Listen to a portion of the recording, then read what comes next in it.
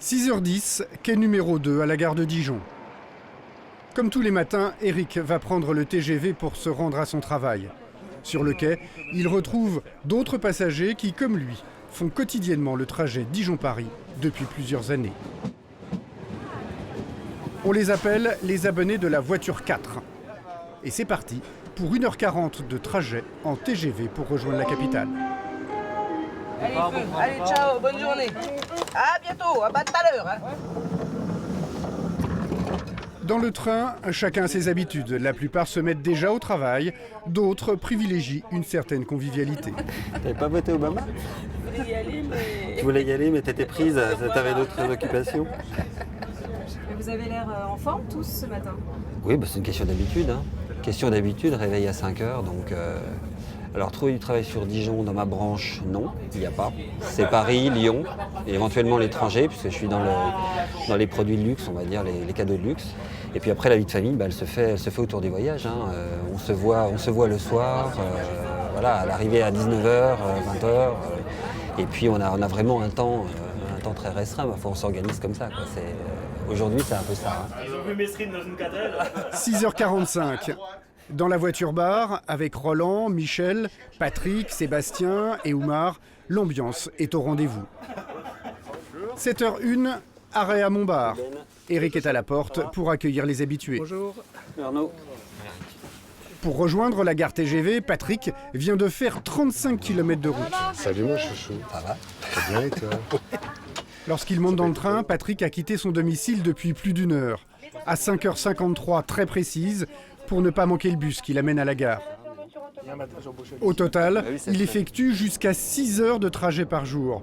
Pour tenir ce rythme sur la durée, les amitiés nouées et les traditions instaurées dans le train sont essentielles. C'est très agréable. Je pense que s'il n'y avait pas ça, ça fait 13 ans je crois que je fais le trajet. S'il n'y avait pas ça, il y a un moment où tu t'en lasses, quoi. C'est pas un sacrifice, c'est un choix de vie. C'est vrai que vu de loin, vu de l'extérieur, 6 heures de trajet par jour c'est énorme, mais on le supporte très bien. 17 000 € de matériel.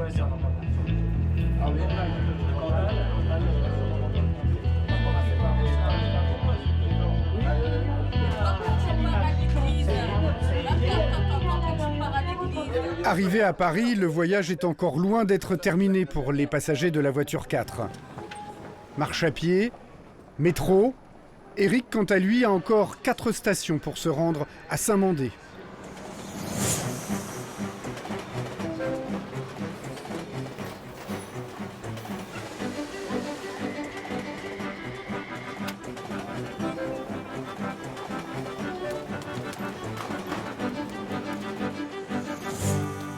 Donc là, voilà.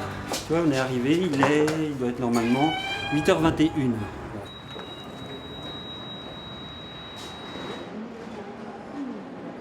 Fin de journée et retour à la gare de Lyon. Dans le train, les abonnés de la voiture 4 se retrouvent avec plaisir. Et tout de suite, direction le bar. Donc là, t'as du Cantal, là, t'as du Beaufort.